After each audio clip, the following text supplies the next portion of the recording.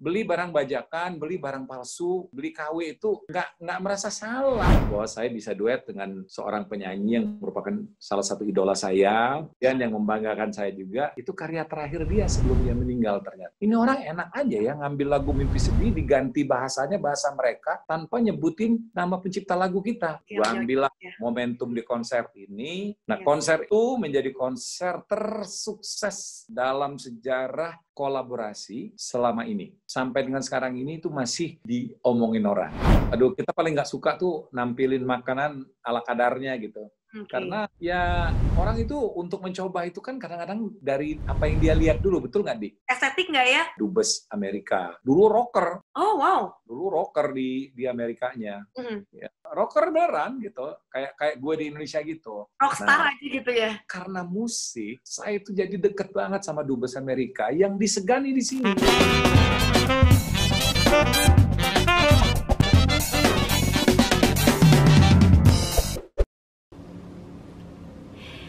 Selamat datang di Teritori, teman cerita Inventory. Ketemu lagi nih bareng sama aku Indi Arisa. Dan kali ini akan seru banget karena Indi akan ngobrol-ngobrol barengan sama seorang pembawa acara yang udah legend banget di Indonesia. Dan dia ini sekarang adalah duta besar di Selandia Baru. Jadi nanti kita akan ada perbedaan waktu nih sama beliau. But Indi sekarang lagi ada di El Hotel Royal Bandung nih, staycation di sini dan tempatnya oke banget. Kamu bisa cek atau kepoin Instagramnya di @elhotelroyalbandung dan alamatnya ada di Jalan Merdeka nomor 2. Oke? Kalau gitu langsung aja yuk kita ketemuan dan ngobrol barengan sama Tantowi Yahya.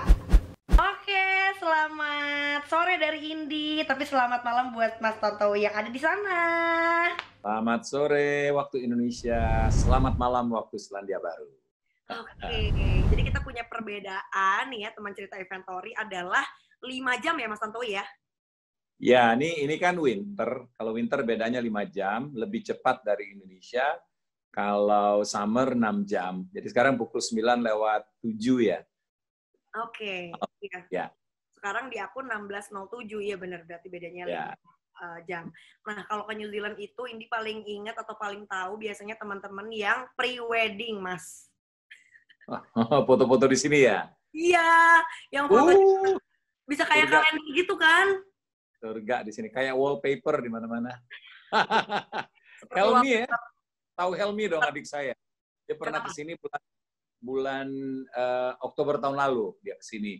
Dia bilang begini, aduh New Zealand itu ya foto salah aja keren dan nggak usah bawa kamera, foto bawa kamera jelek aja pasti bagus hasilnya. Iya. Sampai katanya kalau misalnya lagi jalan itu ya nggak usah nemuin spot yang kata orang Instagramable, nggak usah, itu bener-bener setiap jalannya tuh yang emang semuanya Instagramable. Iya, semuanya gitu ya. Doain aku suatu hari ke sana ya Mas Tantowi ya. Amin, saya doain. Mumpung saya masih di sini. Oh iya. Tapi ini mau nanya nih Mas Tantowi, sebelum sekarang pindah akhirnya menjadi seorang politisi, bisa dibilang seperti itu ya. Kan emang Om Tantowi, Mas Tantowi. Tua lah. Jadi, aku selalu ingetnya ke Who Wants to be Millionaire, bener deh. Zaman dulu tuh kan kayak emang ini kuis megang banget, dan gimana excitementnya dulu zaman nonton sekeluarga, sampai kita tuh ikutan tebak-tebakan jawaban yang benernya juga gitu kan. Sampai kayak, misalnya ada option yang kayak dibuang 2 pilihan jawabannya, terus yang kayak sampai berantem tuh kan, bener kan kata gue, yang kayak gitu-gitu loh Mas. Nah, jadi image-nya Mas Tantowi Yahya ini sebagai seorang host ternama sampai akhirnya sekarang jadi seorang politisi gitu kan ya.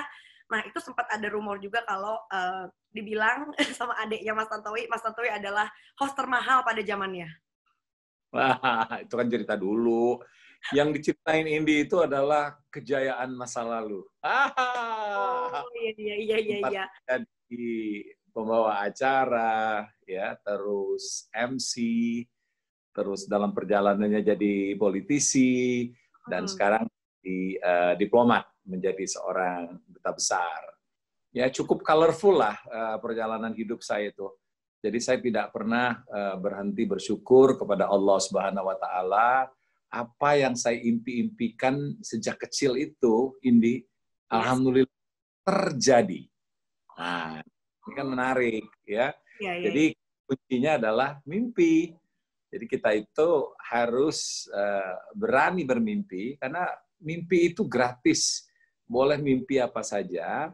Nah, mimpi itu kalau diyakini, maka dia akan menjadi satu pendorong yang tanpa kita sadari akan sampai ke titik itu. Nah, jadi bisa dibayangkan kalau orang yang tidak punya mimpi, ya nggak kemana-mana. Makanya ada apa namanya itu ungkapan dalam bahasa Inggris yang saya yakini betul tuh ya. Jadi dia bilang begini, the future belongs to those who have dreams. Jadi masa depan itu milik orang yang punya mimpi. Setelah saya jalani, ya benar. Orang yang punya mimpi itulah yang nanti akan sampai ke satu titik yang tanpa dia sadari, iya ya, dulu tuh saya pernah bercita-cita untuk menjadi ini. Tapi kalau kita nggak ada mimpi, ya nggak ada dorongan untuk sampai ke satu titik yang menurut kita nggak mungkin. Aduh, jadi panjang ngomongnya. Tapi berarti Mas Tantowi, kita memang harus punya grand design ya di dalam benak kita. Kita tuh akan melihat kita di beberapa tahun kemudian tuh di mana posisinya gitu ya. Kalau misalnya next year, gue pengen achieve ini nih. Nah, sekarang ini setiap yang kita lakukan itu pasti menuju ke sana, menjadi terarah. Jadi sekali lagi, bermimpilah, peliharalah mimpimu, and make it happen. Aduh, aku jadi termotivasi. Aku sekarang udah jadi host ya. Udah gitu dulu aku kuliahnya HI. Sempat ada tuh di bio Twitter, Your Future Diplomat. Ini kayaknya aku arahnya akan seperti Mas Tantowi. Amin. Yes. Yes. Doain. Mudah-mudahan ya. By the way, ini nih Mas Tantowi, back then waktu masih di DPR, ini kan Om Tantowi salah satu orang yang berjuang untuk perlindungan profesi musik di Indonesia ya.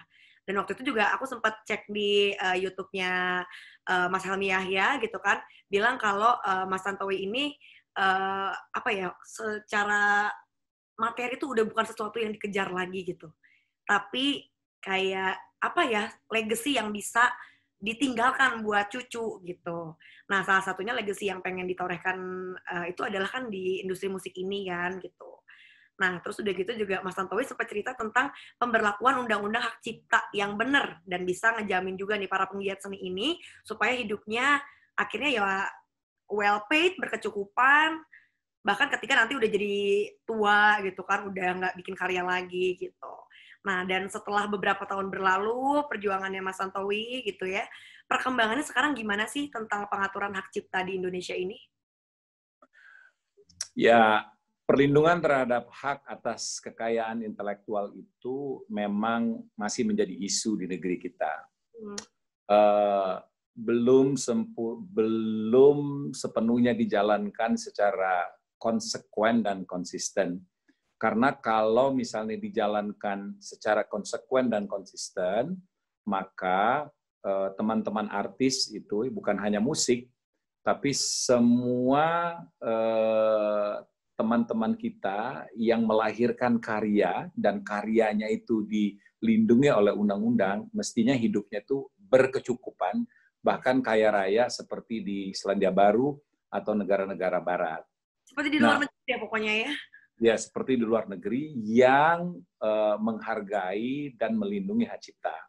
Nah, kita itu instrumen untuk melindungi hak cipta itu sudah lebih dari cukup. Kita punya Undang-Undang Hak Cipta ya tahun 2014. Kemudian punya 5 peraturan Menteri Kumham. Punya 2 peraturan Presiden. Dan kita juga punya 2 traktat atau perjanjian dari World Intellectual Property Organization, WIPO. Semuanya yang saya sebut ini adalah payung untuk perlindungan hak atas kekayaan intelektual. Kenapa permasalahannya kita atau pelakunya itu belum sejahtera hidupnya? Ya terletak di ini, di konsistensi pelaksanaan undang-undang tersebut. Gitu. Nah, undang-undang ini kan semuanya itu kan benda mati, harus dijalankan oleh aparatur. Nah, kelemahan kita itu adalah lemahnya penyelenggaraan undang-undang tersebut, kemudian masih banyak bocor sana-sini, ya, sehingga masih banyak terjadi kebobolan-kebobolan yang berakibat pada belum terproteksinya secara maksimal hak-hak yang melekat pada karya-karya yang beredar, yang kemudian digunakan oleh masyarakat untuk kepentingan komersial. Nah, jadi saya tidak lagi mempermasalahkan payungnya, karena payungnya sudah lebih dari cukup tadi ya. Undang-undang hak cipta yang kita lahirkan pada tahun 2014, itu periode saya masih di DPR waktu itu, sebenarnya sudah ideal untuk memproteksi segala sesuatu yang ada hakinya. Yes. Ya. Nah, jadi ini PR kita ke depan. Pertama, bagaimana pemerintah bisa secara konsisten dan konsekuen melaksanakan perintah undang-undang, perintah permen, perintah perpres, dan perintah traktat tersebut. Dan kedua, ini dia, kita tidak boleh lelah untuk mengedukasi masyarakat kita untuk menghargai hak orang lain, Indi. Masalahnya di kita itu, mohon maaf ya, beli barang bajakan, beli barang palsu, beli KW itu nggak merasa salah. I know. Apalagi merasa berdosa gitu, ya. Nah, ini yang perlu kita sadarkan, bahwa barang ini ada, ya, come into existence, ya, menjadi ada. Itu karena ada yang bikin. Yes. Karena kuat gitu ya. Nah, hargailah orang yang membuat barang ini menjadi ada. Dengan cara apa? Beli ya yang benar, beli yang legitimate, agar supaya uang itu masuk ke si penciptanya. Tapi kalau beli palsu, beli yang bajakan gitu kan nggak masuk ke dia gitu. Iya. Nah, jadi pemerintahnya itu harus sungguh-sungguh, perangkat pemerintah itu harus sungguh-sungguh, rakyat juga harus terus disadarkan untuk menghargai hak-hak orang lain. Oke, jadi sebetulnya itu ya kendala-kendalanya kenapa kita tuh belum sampai kayak di luar negeri sana gitu ya. Nah, kemarin juga, ini sempat ngebahas ini juga sama Kang Arman Maulana, juga sempat ngobrolin ini. Katanya memang kita sebetulnya udah ada sih concernnya, cuma memang masih on the way aja, masih on progress, belum sampai ke yang kita lihat di luar negeri sana gitu ya Mas ya? Ya, benar deh. Iya. Mudah-mudahan prosesnya cepat ya, jadi kayak maksudnya ada terus lah meskipun baby step atau gimana ya, tetap jalan gitu kan ya. Gini, Di, saya dulu waktu di DPR, kebenaran saya juga waktu itu Ketua Umum Persatuan Artis Pencipta Lagu dan Penata Musik Rekaman Indonesia, PAPRI. PAPRI, ya. Oke. Nah, PAPRI. Saya dua periode juga tuh menjadi Ketua Umum. Salah satu program saya waktu itu ingin bertemu dengan Menteri Pendidikan dan Kebudayaan. Sayang itu tidak terjadi gitu ya. Usul saya waktu itu kalau saya jadi ketemu menterinya itu adalah bahwa sejak SD itu sudah diperkenalkan yang namanya haki. Oke. Nah, entah bagaimana cara mengajarkannya, tapi konsep hak atas kekayaan intelektual yang merupakan cabang dari hak asasi manusia, sedari kecil itu sudah diperkenalkan. Nah, kemudian berjenjang SMP semakin kohesif, kemudian SMA dia semakin lengkap gitu ya. Nah, sehingga menghargai hak orang lain itu sudah menjadi bagian dari hidup dia. Sehingga kita nggak capek-capek lagi ngasih tahu dia jangan beli bajakan, jangan beli KW, jangan beli palsu. Karena dia dari kecil sudah dididik gitu. Nah, masalahnya kita ini nih baru ngerti haki itu setelah tua. Iya, setelah gede, setelah jadi profesional, setelah dan udah telat gitu loh, karena habit itu sudah terbentuk gitu. Saya dulu tuh miris banget ya sebelum ditertibkan oleh polisi ya. DPR dulu kan kantornya kan dekat Ratu Plaza tuh. Nah, di Ratu Plaza itu di lantai 2 atau lantai 3 itu waduh, itu surganya DVD palsu, Blu-ray palsu. Iya. Dan itu kalau makan siang itu yang beli itu ya profesional. Ya. Orang-orang kantor, orang-orang berdasi gitu, saya miris gitu ngeliat, Masya Allah gitu ya. Tapi ya gimana? Mereka baru mengenal haki itu setelah tua, ya. Atau ya setelah mereka kerja, dan itu udah telat, karena itu sudah keburu menjadi habit. Jadi alangkah baiknya kalau misalnya hak atas kekayaan intelektual itu yang merupakan cabang dari hak asasi manusia, itu diperkenalkan sedini mungkin. Sehingga nggak repot bagi polisi atau pemerintah untuk memberantas barang-barang palsu, barang-barang bajakan itu di negeri kita. Iya, jadi mulai sekarang kalau bisa dari sedini mungkin dan masuk ke sistem pendidikan, pengedukasian soal haki ini ya, supaya ya udah nanti ke depannya udah benar-benar melihat ini tuh sebagai sebuah karya, sesuatu yang harus kita hargai dengan tidak membajak dan tidak membeli juga ke kitanya sebagai pembelinya ya. Benar. But anyway, Mas, ini kita talking about music gitu ya. Beberapa bulan lalu nih, Mas Tantowi sempat nyanyi lagu barengan sama almarhum Glenn yang judulnya Pulang Kampung. Kalau Indi boleh tahu, waktu itu awalnya ceritanya gimana sih Mas Tantowi bisa kerjasama dengan almarhum Glenn? Udah gitu kayak proses rekamannya gimana? Apakah di sana atau pulang dulu ke Indonesia? Jadi Glenn itu bulan Oktober tahun 2019 itu telepon saya, dia WA. Mas, dia bilang, Mas, gue tuh pengen banget nyanyi sama Mas Tanto, katanya. Oh iya, Glenn. Enggak, karena gue ada feeling nih, Mas, ada lagu gitu yang nyantol di kepala gue ya. Dan itu iramanya tuh country. Oh ya, serius nih Glenn? Iya, serius Mas. Lagunya udah ada? Belum, ini baru ada bayangan gitu ya. Pokoknya tuh lagu ini kalau jadi, gue pengen duetnya sama Mas Tanto. Ya udah, gue bilang Glenn, ini iya, bagi gue anugerah, bagi lo bencana mungkinnya kalian juga. Orang gitu sih. Duet sama Tantowi gitu kan. Serius Mas? Lah iya, gue mau. Bilang, ya udah. Kebenaran, nggak lama setelah itu, gue ada jadwal balik ke Jakarta. Nah, terus gue telepon Glenn. Glenn, gue lagi di Jakarta. Serius, Mas? Iya, gue di Jakarta. Mana lagunya? Ntar dulu. Lagunya belum kelar. Gue bikin dulu. Gitu. Nah, terus gue ada 2-3 hari di Jakarta. Ternyata Glenn langsung masuk studio. Begitu dia masuk studio, jadilah lagu itu kan. Masih versi dia nyanyi sendiri. Terus dia langsung bicara sama operatornya, bilang, keren nih lagunya kalau ada orang country gitu ya. Terus Glenn belum cerita gue. Dia nanya operatornya, Iwan namanya. Arrangernya, dia bilang, Wan, lagu ini Wan kayaknya keren Wan. Karena lagu ini jadinya country banget. Yes. Pengen duet nih gue. Menurut lo sama siapa Wan? Kata Iwan, nggak ada lagi. Glenn ini cuma penyanyi country ya cuman Mas Tantowi katanya. Tapi mau nggak dia? Gue juga tau nggak gitu. Glenn itu udah kontak gue sebenarnya.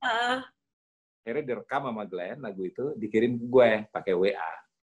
Jadi gue tuh belajar dari Hotel Borobudur tempat gue nginap menuju ke studio di Tanah Kusir. Gue belajar di dalam mobil aja tuh, karena baru dikasih pagi sama Glenn. Iya. Nah, jadi gue dalam mobil gitu sambil dengar, ya udah nyampe ke studio habis maghrib take. Jadilah lagu itu ceritanya. Oh my God, it's only in one day ya? Iya, karena Glenn baru jadi lagunya. Oke. Tapi beberapa minggu sebelum itu dia udah kontak gue sih. Dia udah mau bikin lagu ceritanya pulang ke kampung gitu, yang nuansanya tuh country dan pengen duetnya sama saya.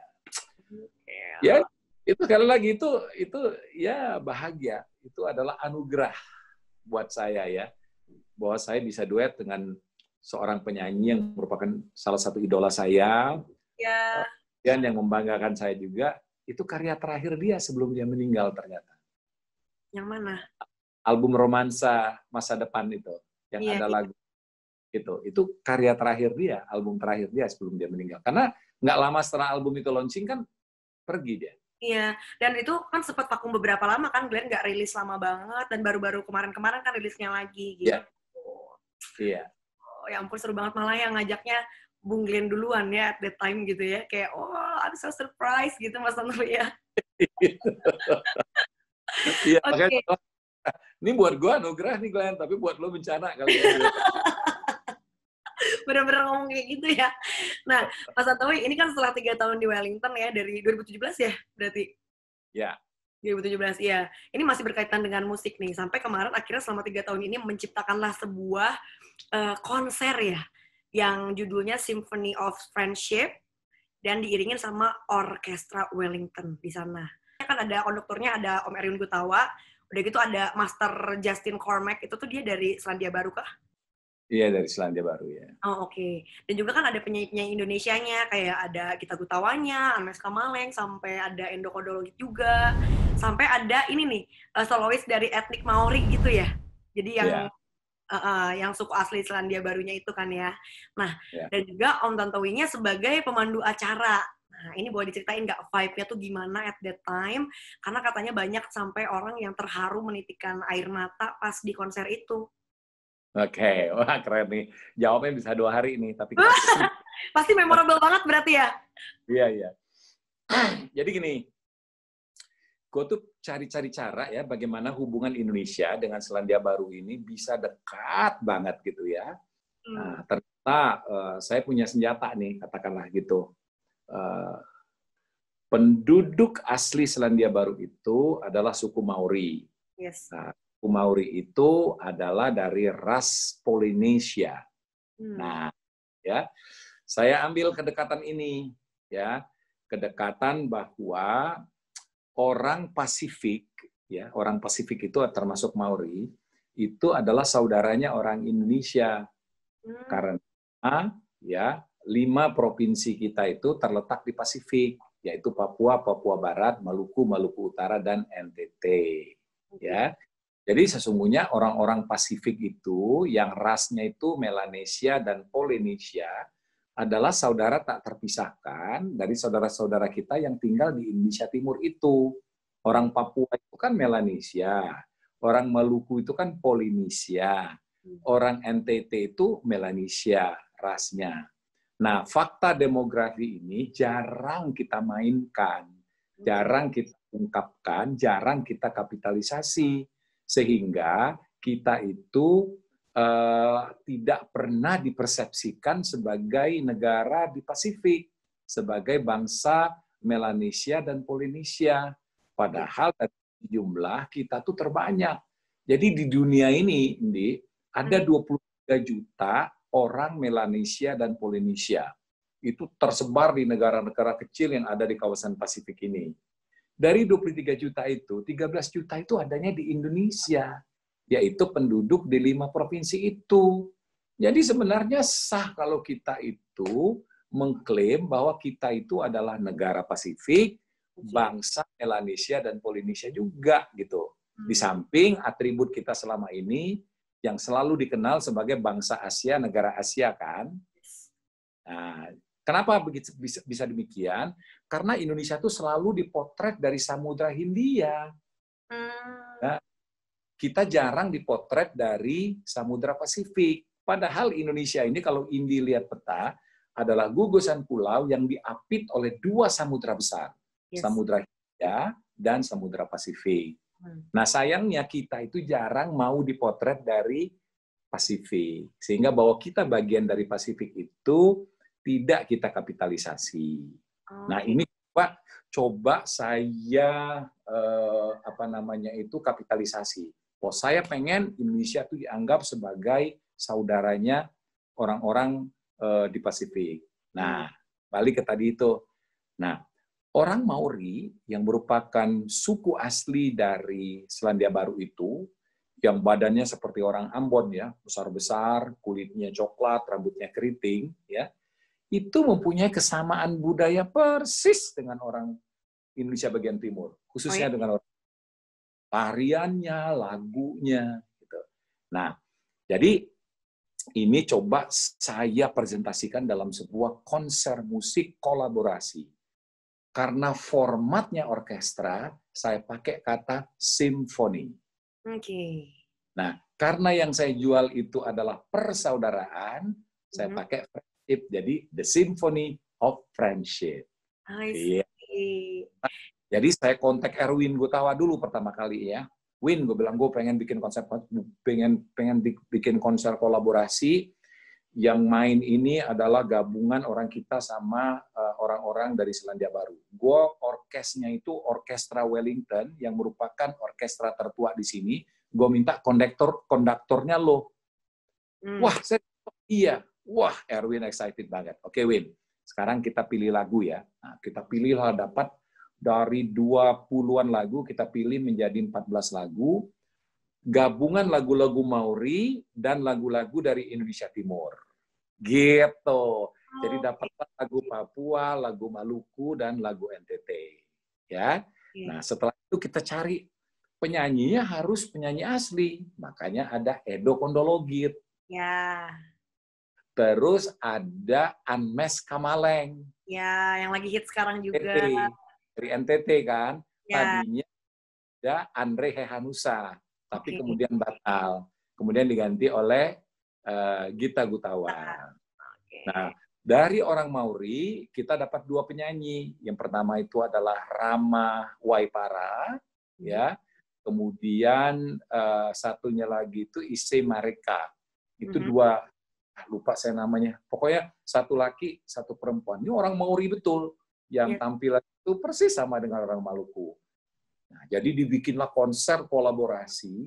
Nah, kebenaran Indi, ada 1 lagu Indonesia, judulnya Mimpi Sedih. Kamu pernah dengar nggak? Belum, jujur.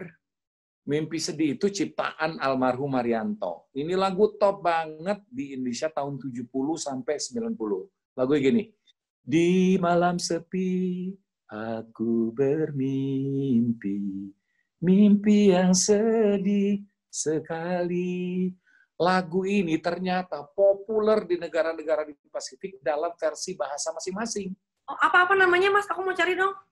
Mimpi Sedih. Mimpi Sedih ya, oke. Ya, Mimpi Sedih.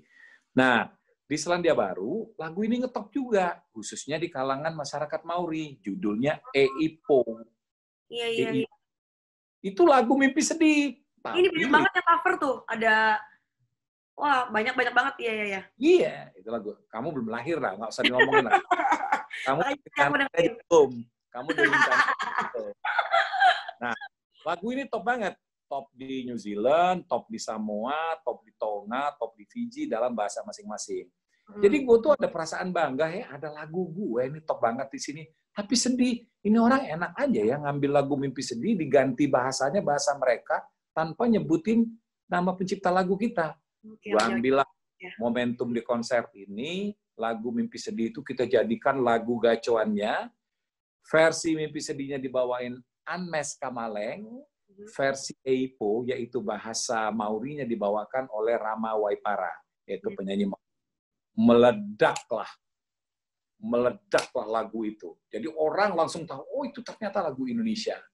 Nah, konser itu 2 jam, disaksikan oleh 1.200 penonton di Wellington Opera House, yang datang ketua DPR, kemudian ada 3 menteri dari sini, ya, terus beberapa anggota DPR sini dan anggota DPR kita yang khusus datang, dan para selebriti kita yang datang atas undangan Pak Rahmat Gobel, yang sekarang jadi wakil ketua DPR.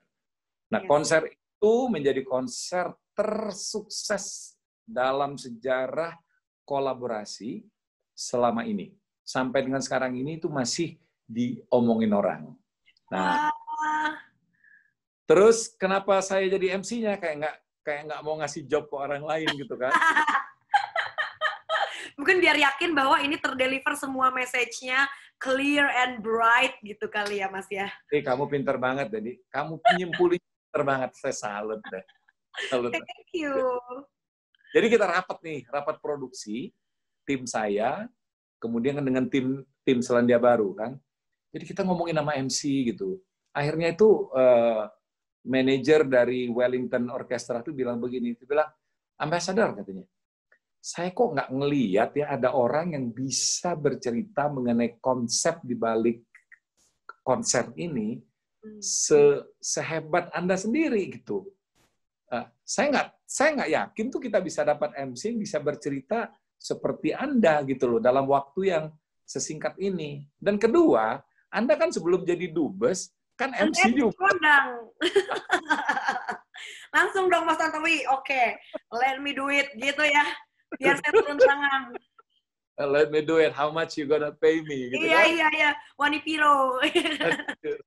Jadi, ya jadilah saya konseptornya, sekaligus saya pembawa acaranya. Itu ceritanya, Li. Oke, iya aku kasih tepuk tangan. Tapi kalau ngomong-ngomongin soal jadi pemandu acara, jadi MC, jadi host gitu ya, apa ya, kan sebetulnya ya Mas Tantowi jadi dubes ini not really meninggalkan dunia entertainment gitu ya. Buktinya kan bisa masih tetap nge-MC di acara konser kayak gitu. Tapi menurut Mas Tantowi ya, apa sih persamaan dan juga perbedaannya jadi seorang dubes dan jadi entertainer? Coba kita cari persamaannya dulu. Dubes dan entertainer tuh apa? Sama, public speaking. Public speaking. Oke, Ya. kalau perbedaannya apa? Hah? Kalau perbedaannya? Kalau jadi MC, entertainer, yang saya jual itu produk. Okay. Tapi kalau dubes, yang saya jual ini adalah Indonesia. Oke, jualan. Berbeda ya. Tapi sama, jualan, ya, marketing, ya, dan public speaking. Ini produknya adalah Indonesia. Oke. Karena seorang duta besar itu harus mampu menjual Indonesia untuk kepentingan nasional kita. Ya, menjual itu artinya bukan digadaikan gitu ya. Itu artinya kita harus bisa memasarkan Indonesia untuk kepentingan nasional semaksimal mungkin. Oke, jadi memang ya kita harus bisa mendeliver sebaik mungkin, harus bisa mengcommunicate sebagus-bagusnya gitu ya, supaya terjadi engagement yang cukup baik di dua negara ini akhirnya gitu ya. Betul, 100%. Oke, nah Mas Tantowi ngelihat Inventory kayak gimana sih? Karena kan ini kita juga bergerak di industri entertainment gitu. Terus udah gitu juga ini jadi wadah untuk semua pelaku industri entertainment. Nggak cuma kayak host doang, tapi penyanyi, band, segala macam, penari, DJ, kemudian semuanya ada di sini dan kita nge-grab seluruh Indonesia. Nah, what do you think about it, Mas? Saya dengar penjelasan ini kaget gitu ya, bahwa ada ya yang kepikiran untuk bikin satu agensi seperti Inventory ini. Menurut saya ini adalah ide brilian, cemerlang, memberikan kemudahan bagi user, dalam hal ini masyarakat, untuk mendapatkan semua yang dibutuhkan ketika yang bersangkutan tuh ingin membuat acara dimanapun di Indonesia. Itu kan memudahkan daripada dia bolak-balik tanya kiri kanan sana sini gitu ya. Dan gak melulu harus bawa dari Jakarta gitu loh, gitu. Kayak misalnya mau bikin di Medan, cari gitu kan. Nah, ini juga memberikan benefit yang sangat besar kepada teman-teman artis, ya, siapapun dia, penyanyi, pemusik, band, pembawa acara, begitu ya, kemudian para vendors, ya, dan juga venue, nah, ya. Jadi mereka tetap bisa melaksanakan jualan itu seperti sedia kala, gitu. Tapi dengan bergabung ke apa namanya ya, apa sih nama Inventory ini, agensi atau apa gitu kan? Itu kan untuk lebih membuka, lebih memperluas pasar mereka. Jadi ini kalau menurut saya itu konsep yang sangat bagus yang memberikan keuntungan baik bagi masyarakat maupun kepada industrinya itu sendiri. Salut. Thank you, Mas Tantowi. Nah, sekarang ini mau nanya, there's a quote saying kayak gini, kurang lebih, hujan batu di negeri sendiri itu katanya lebih baik daripada hujan emas di negeri orang. Nah, ini berlaku nggak buat Mas Tantowi? Apakah setuju dengan quote tersebut atau not really gitu? Saya ini orang Indonesia, lahir dan besar di Indonesia. Jadi kalau iya betul. Jadi kalau dibuka, dibedah ya dalamnya itu Indonesia. Walaupun tampilannya kayak apa gitu, pakai cowboy gitu ya, tapi I'm Indonesian gitu. Jadi dalam saya ini mengalir ya darah merah putih. Ya saya ya siapa yang nggak senang tinggal di negara seperti Selandia Baru ya, yang sudah seperti surga. Ya, kata orang sudah seperti surga ya. Tapi bagi saya itu adalah ini adalah satu perjalanan, suatu proses ya dalam perjalanan hidup saya yang saya harus jalani, saya harus lalui dalam rangka membuat saya itu lebih lengkap gitu ya sebagai Tantowi Yahya yang setelah selesai masa tugas ini siap untuk mendedikasikan diri saya untuk kemajuan bangsa dan negara saya. Jadi kalau if you ask me, ya negara mana yang saya ingin tinggal? Ya saya ingin tetap kembali ke Indonesia gitu. Tapi dengan pengalaman segudang yang saya bisa dapatkan dari negara sekecil Selandia Baru ini. Tapi yang paling dikangenin dari Indonesia apa berarti, Mas? Kongko-kongkonya, kumpul-kumpulnya. Nongkrong ya, nongki-nongkinya ya. Betul. Di sini nggak ada kayak gitu-gituan itu. Oh iya, iya. Emang katanya cuma culture Indonesia doang kan nongkrong-nongkrong, ngobrol. Iya, kan? gitu. Berangkat jam 10 pagi dari rumah, pulang jam 12 malam, 3 mall, datengin gitu ya. Kopi, ya kan? Itu di sini nggak ada. Mana ada orang mau duduk-duduk kongko gitu, ngomong-ngomong kosong gitu. Mana mau. Nah, itu yang saya kangen dari Indonesia itu. Misalnya ketemu, yuk di Plaza Senayan. Oke, jam berapa yuk? Jam 1 Mas, makan siang. Oke, nanti jam 3 Ari telepon. Tok, ketemuan itu di mana? Plaza Senayan. Ayo, datang lagi ke sana. Ngobrol-ngobrol Lagi ada di gitu. Ya, ada di sini.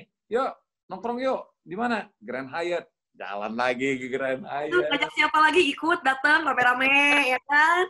Dan itu setiap hari. Dan bagi gue tuh produktif kayak gitu tuh. Networking.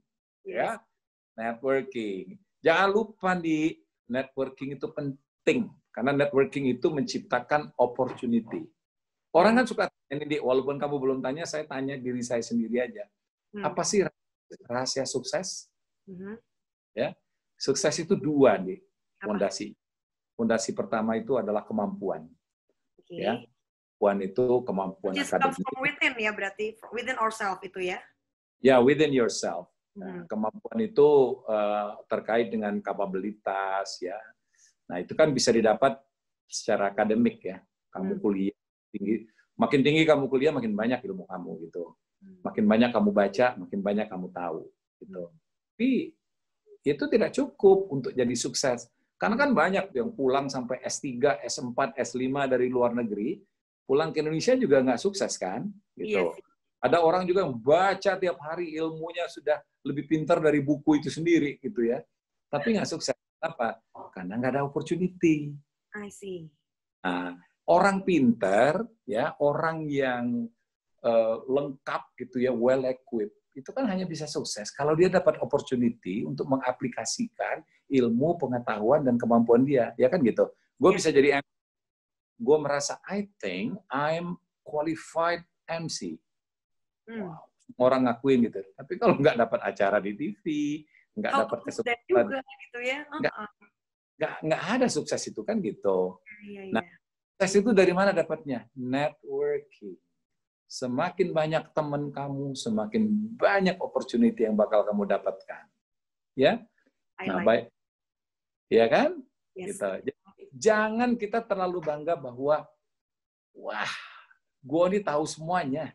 Dari segi pendidikan gue itu oke banget ya, gue tahu banget gitu ya. Tapi kalau kita nggak bergaul, nggak bakal dapat tuh opportunity itu.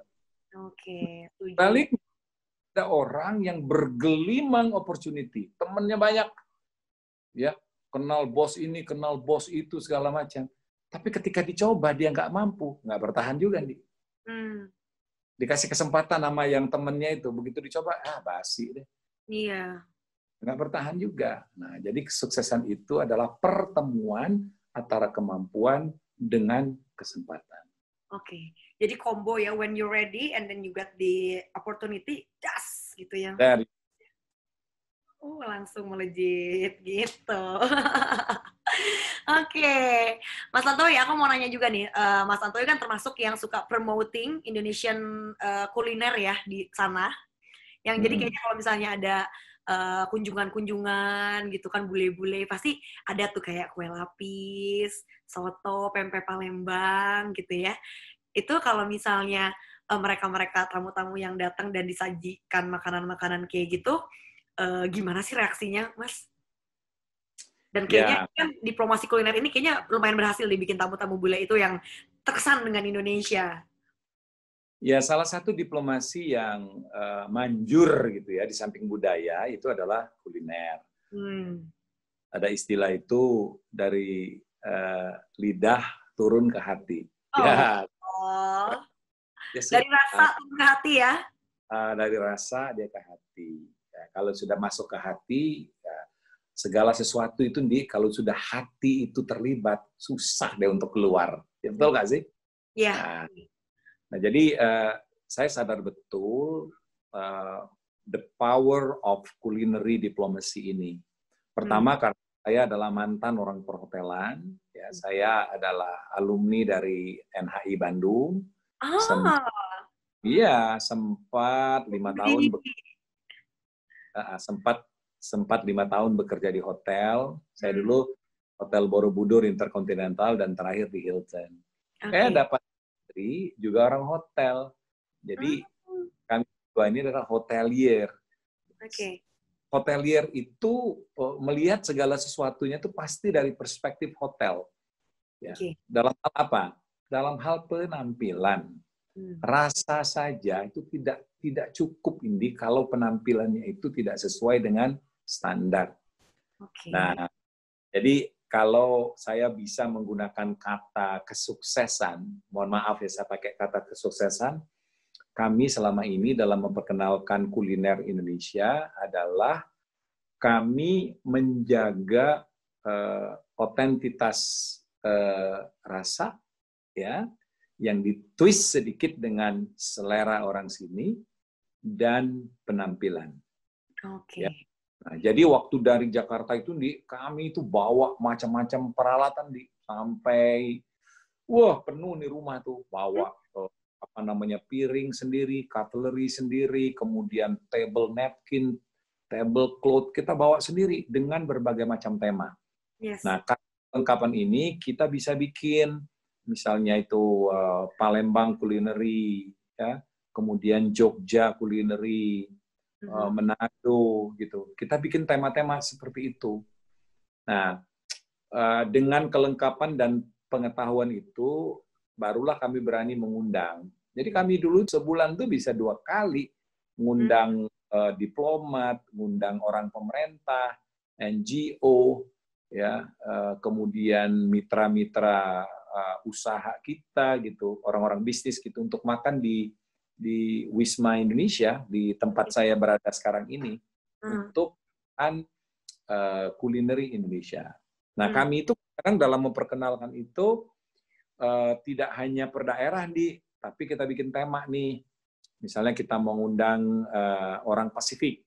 Orang Pasifik itu kan sama dengan orang kita.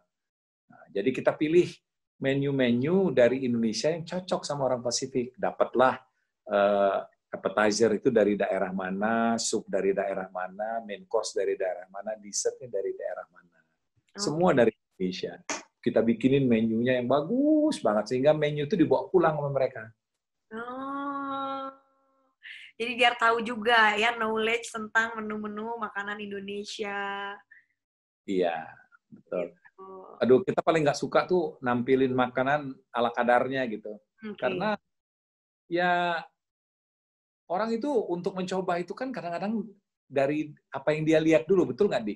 Estetik nggak ya? Kayak tertarik dulu nggak nih, ya kan? Betul. Dia lihat dulu estetik nggak.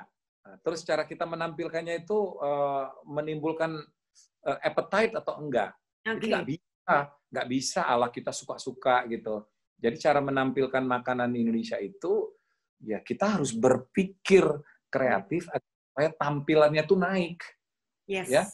Nah, kan mohon maaf nih, banyak banget makanan kita yang makanan rasanya enak banget, tapi tampilannya itu mengerikan. Banget.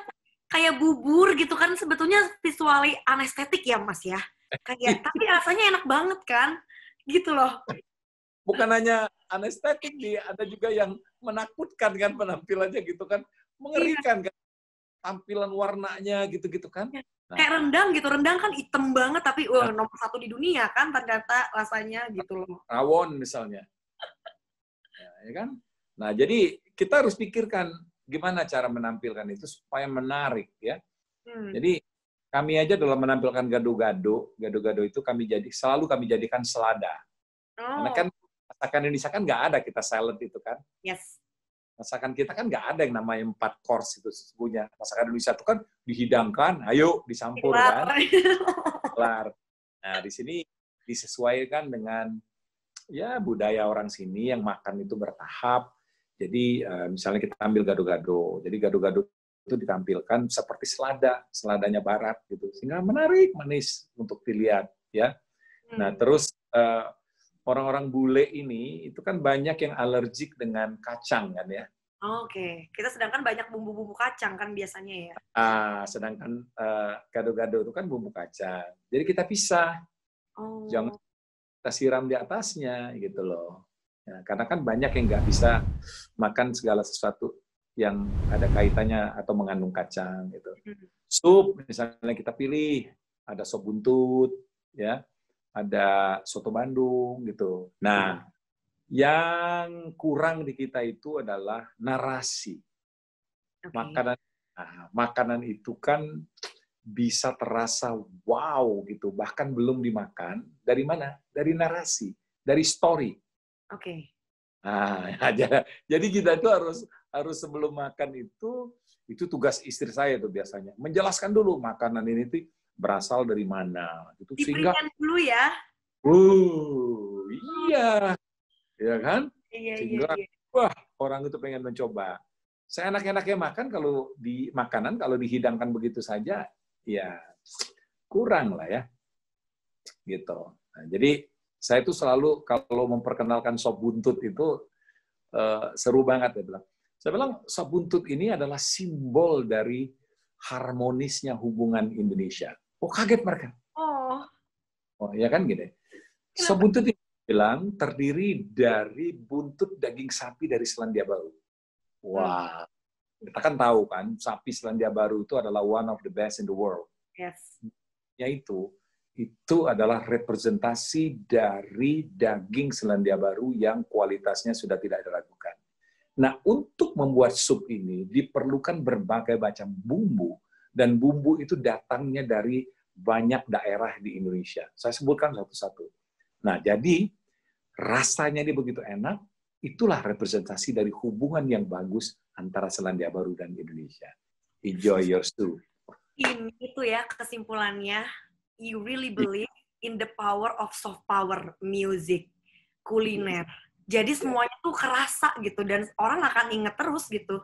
Jadi memang winning people dengan si rasa dan juga soft power itu deh pokoknya ya Mas ya. Benar. Soft. Ya. Soft people. Iya.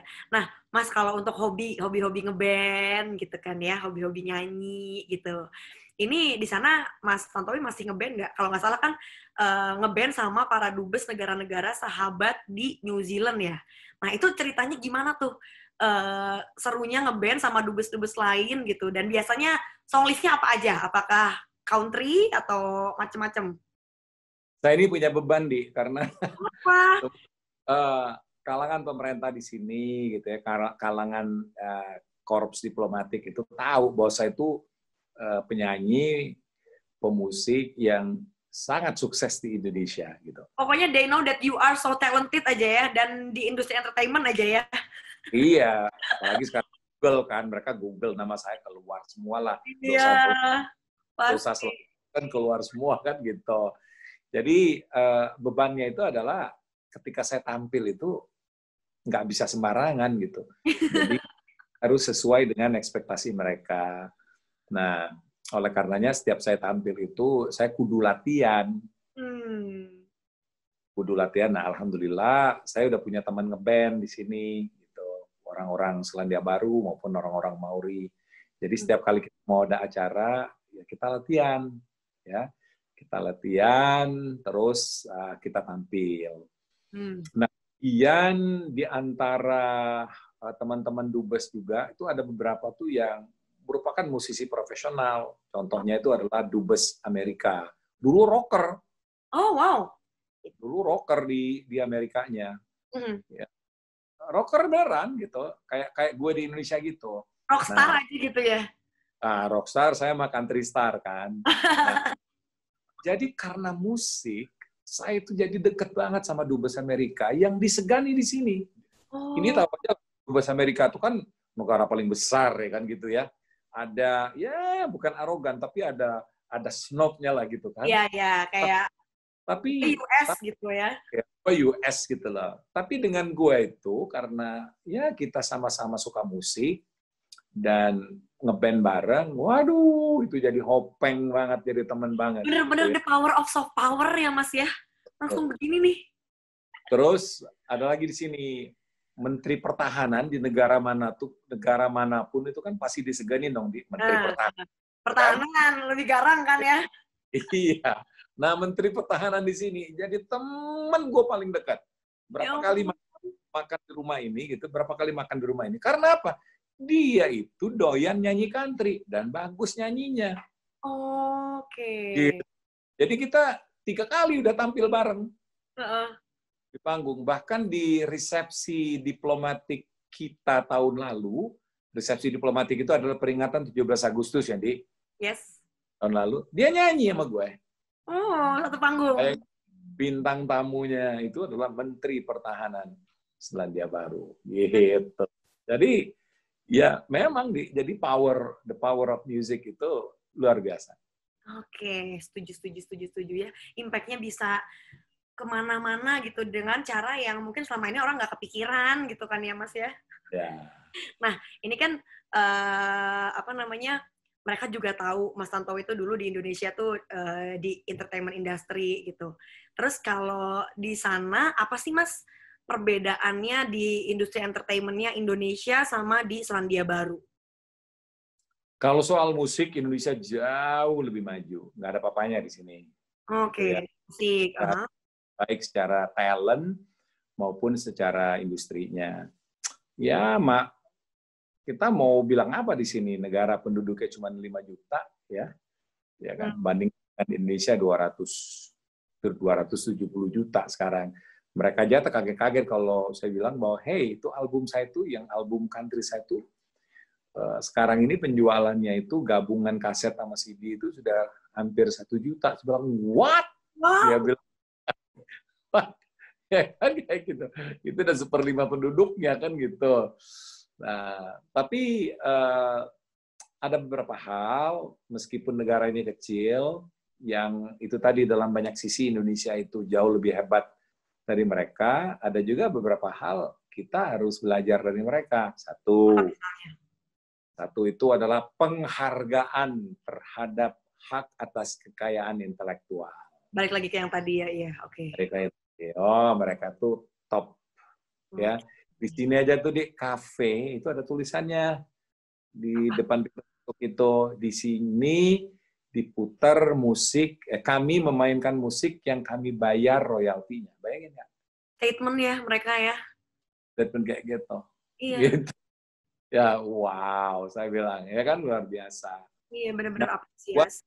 Di sini kota kecil pun ada tempat konsernya, Di. Oh ya? Iya. Kota kecil sekalipun ada concert hall-nya. Oh. Kapasitasnya jadi mereka mengapresiasi segitunya ya gitu. Iya, penduduknya nggak sampai, ada kota penduduknya cuma 10.000 kali, ada concert hall-nya. Tuh, apalagi kota seperti Wellington yang penduduknya 300.000 gini, concert hall-nya tuh 3 gitu. Nah, itu kita jauh lah tertinggal, ya.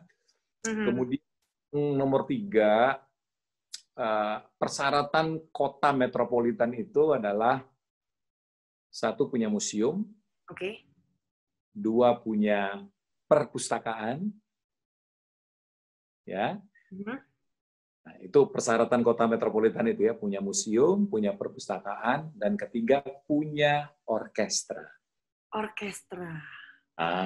Di sini ada Wellington itu punya orkestra Wellington, ya. Dan Auckland itu kota terbesar di sini punya Auckland Philharmonia, ya. Terus untuk yang nationwide-nya mereka punya New Zealand Symphony Orchestra. Nah, tiga hal yang saya sebut tadi, meskipun kita besar, kita nggak punya di penghargaan terhadap haki itu kita masih jauh tertinggal, ya. Kemudian kedua, konsep hall masih dalam wacana. Kan?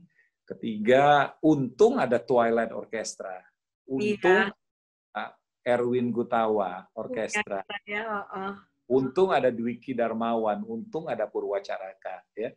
Tapi yang kita mimpikan itu adalah misalnya itu the Indonesian National Orchestra. Wah, gitu ya. Iya, benar. Kemudian setiap kota itu kayak Yogyakarta Symphony Orchestra, Surabaya Symphony Orchestra. Gitu. Ih, mantep banget. Mas, yang kalau kebayangnya kalau Indonesia ada kayak officialnya gitu kan, Indonesia Orkestra apa Surabaya. Indonesia Philharmonic Orchestra, misalnya gitu kan. Mantep ya. Gitu. Kalau kita ada yang nonton interview kita nanti langsung merealisasikan ya, atau dari Mas Tantowi ya juga. Amin, amin. Amin ya rabbal alamin. Amin. Terus kalau misalnya terjun ke dunia entertainment tiba-tiba di Selandia Baru gitu, mungkin nggak Mas? Di bidang apa maksudnya? Jadi hobbit? Enggak, di musik atau mungkin jadi host di sana. Enggak lah ya kalau jadi host. Saya ada cita-cita untuk buat album rekaman di sini. Oke. Untuk merekam lagu-lagu dari daerah Pasifik ya. Jadi lagu Dylan, orang Maori, lagunya dari Samoa, dari Tonga, dari Fiji, dari Vanuatu, Solomon Island. Itu kan semuanya ada lagu-lagu yang mirip-mirip dengan lagu-lagu dari Indonesia Timur. Itu obsesi saya. Nah, terakhir nih, Mas Tantowi Yahya, sebagai seseorang yang ikonnya kuat sekali dengan program kuis back then, Who Wants to Be a Millionaire, ya. Meskipun udah lama kuisnya, udah nggak ada, gimmicknya sampai sekarang masih long last, Mas. Kayak si istilah 50-50, phone a friend, gitu kan. Ask the audience, gitu, masih ada, gitu. Terutama si 50-50 dan phone a friend ini kan ya. Nah, aku mumpung lagi ngobrol langsung sama Mas Tantowi, aku mau kasih challenge, boleh nggak? Silakan. Yes or yes? Indi pengen lihat Mas Tantowi bawain kuis Wants to Be a Millionaire, tapi pakai bahasa Palembu, alias Palembang. Oke. Oh, saya jadi host nih. Iya.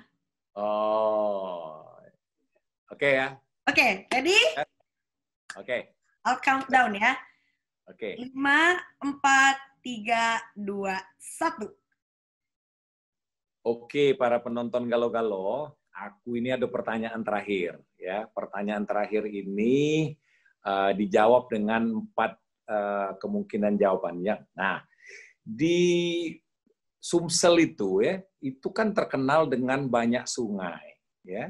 Nah, pertanyaannya tuh ada berapa sungai di Sumsel itu? A, 2, B, 7, C, 9, atau D, 3. Nah, kamu pilih ya. Kalau udah pacak, guno ke 50-50. Kalau 50-50 itu berarti 2 dihilang ke. Kalau udah pacak lagi, telepon kawan di rumah, phone a friend. Ya.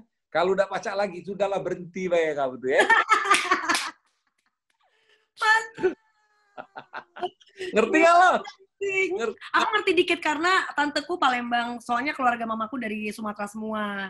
Nah, yang aku tahu dari Palembang hanya pempek dan Sungai Musi dan Treuan ya, Mas. Kok ketawa tadi nggak ngerti ketawa? Ngerti. Jadi tapi nggak bisa balasnya doang. Bahasa Gitu. Palembang Melayu, Di. Apa? Bahasa Melayu. Susah kalau bahasa Palembang itu. Beda sama bahasa Jawa. Iya. Iya. Yep. Baiklah, Mas, terima kasih banyak.